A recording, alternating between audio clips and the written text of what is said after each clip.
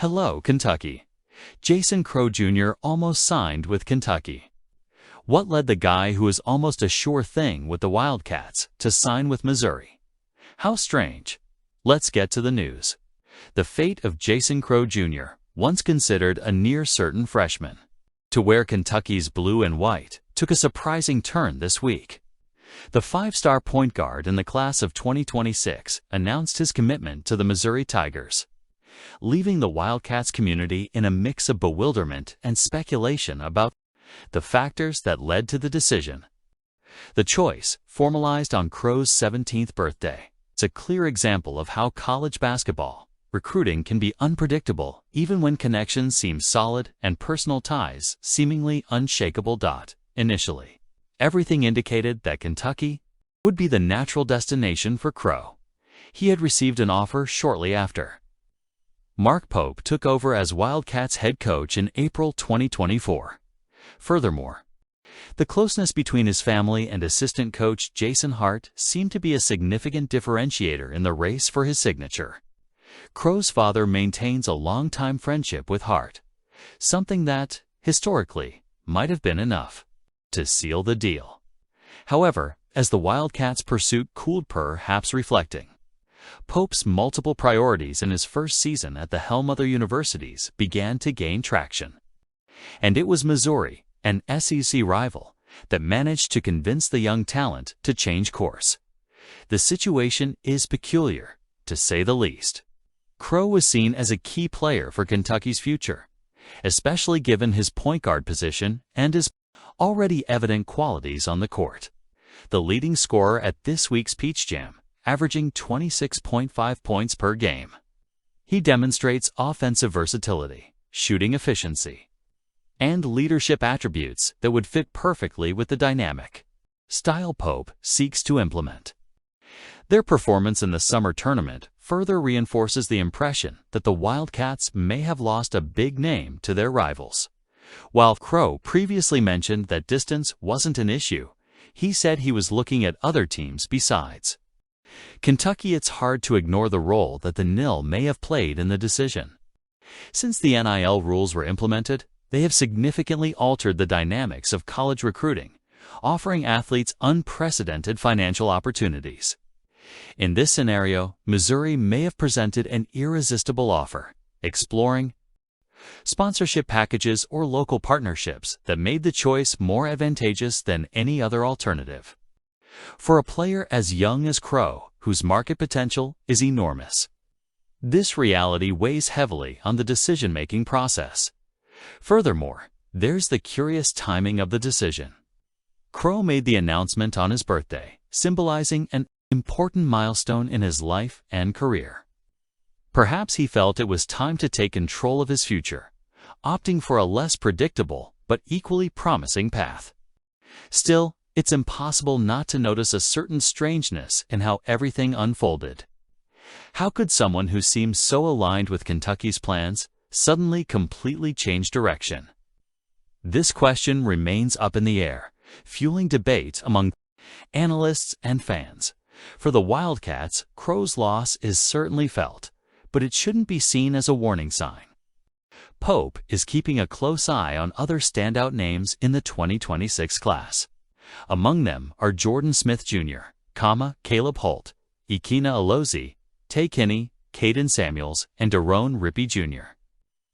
All high-level prospects who could easily fill the void vacated by Crowe, Pope, and his team's presence at Peach Jam this week demonstrates the program's continued commitment to attracting exceptional talent, regardless of temporary setbacks. It's also worth remembering that, while it's frustrating for fans to see a player so closely associated with the program opt for another destination, it's part of the game. College basketball is a fluid ecosystem where loyalties are tested and unexpected decisions are frequently made. What really matters is how Kentucky responds to these challenges.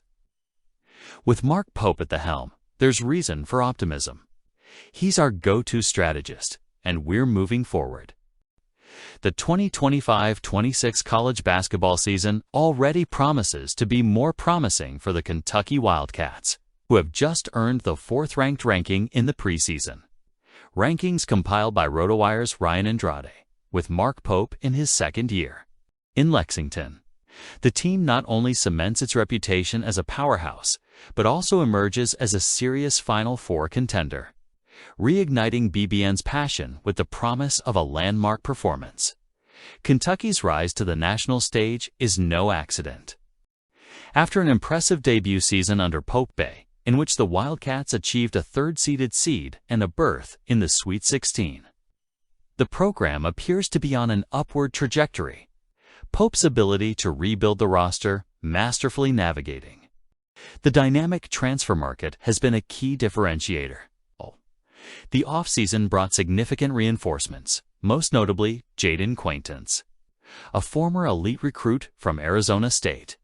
Quaintance, known for his dominant presence in the paint and high-level blocking, promises to fill a significant void in the team's inside game, something lacking last season. His arrival adds a new dimension to the team, which now combines physical strength with agility and versatility. But it's worth remembering that he needs to recover from his injury, another key pillar for the Wildcats.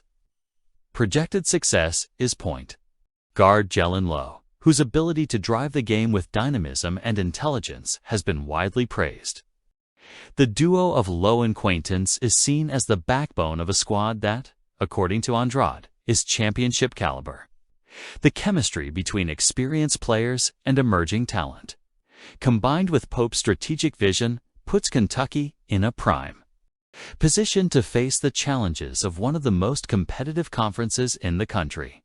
The SEC, which last season presented a particularly demanding schedule, Andrade's ranking places Kentucky behind only Purdue, Houston, and the defending national champion Florida, reinforcing the perception that the Wildcats are on track to compete among the best. The confidence in Pope's work is evident, especially after his ability to lead the team to impressive results in a short period of time.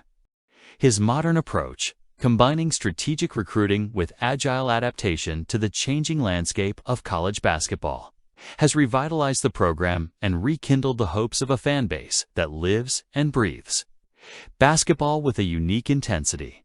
Furthermore, Andrade's ranking adds an extra layer of spice for Kentucky fans, with rival Louisville appearing in 7th place.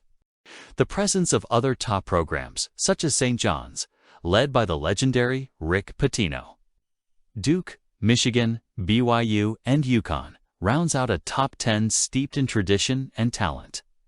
Still, it's Kentucky that seems to be the center of attention, with a squad that blends youth, experience, and a coaching leadership that has proven capable of overcoming adversity. Mark Pope's work, combined with the arrival of talent like Quaintance and the development of players like Lowe, suggests that Kentucky will not only be in contention for the top spot, but also has the potential to go further, dreaming of a return to the top of college basketball. If Andrade's prediction holds true, the Wildcats could do very well this season. The Wildcats are a program that has historically thrived when underestimated, and if there's one thing Mark Stoops' Kentucky has demonstrated over the years, it's the ability to turn disbelief into fuel for overcoming. The current situation, while unexciting in the eyes of the media and analysts, could be exactly the perfect environment for the Wildcats to once again show what they're made of. The underdog position is nothing new for Stoops and his team. In fact, it's a role they wear with a certain familiarity and even comfort. Since taking over in 2013, Stoops has built his reputation largely by proving that external expectations are just numbers on paper, not absolute truths. He knows better than anyone how to get the most out of a group of players driven to prove themselves. The 2018 season, when Kentucky was projected as the 5th best team in the Eastern Conference Division and finished with an impressive 10 wins, is a prime example of this.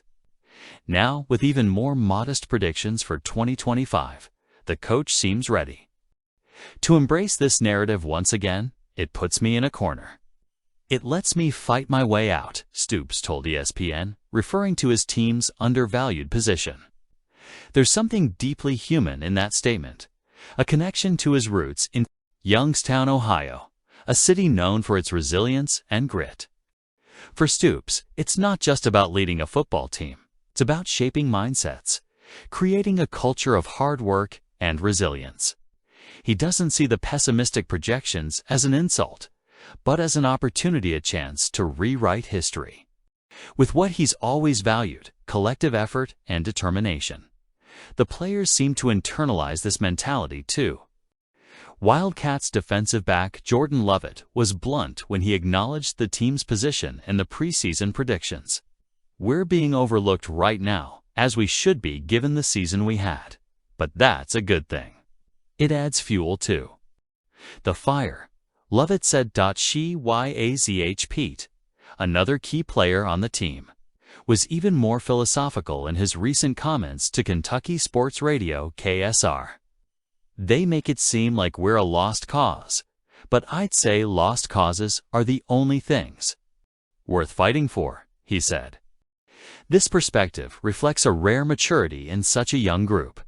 It's not just about winning games. It's about redefining narratives, proving that hard work and dedication can overcome any obstacle. For the Wildcats, this season is an opportunity to restore pride and show that the program is far more resilient than predictions suggest. But what makes this situation particularly intriguing is the larger context. Kentucky isn't just trying to prove something to other SEC teams or the media. They're trying to prove something to themselves. The previous season, marked by a disappointing 4-8 record, left visible scars.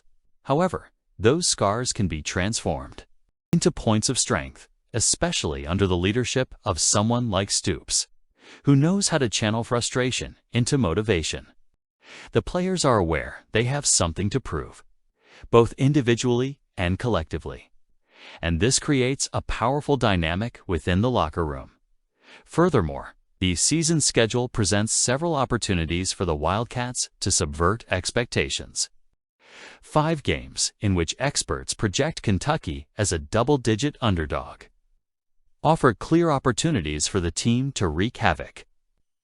Matchups against highly ranked teams like Georgia and Tennessee may seem daunting on paper, but these are precisely the games that define legacies. And if there's one thing Stoops has demonstrated throughout his career, it's the ability to prepare his teams for above-par performances in crucial moments. The case of Aiden Laros, the only Wildcat player named to the preseason All-SEC list stand. Even then, tied for third most punters with one other player's a microcosm of this narrative. He symbolizes the current state of the program, underrated but brimming with potential. However, there are plenty of players who can add to this team. I want to hear your thoughts.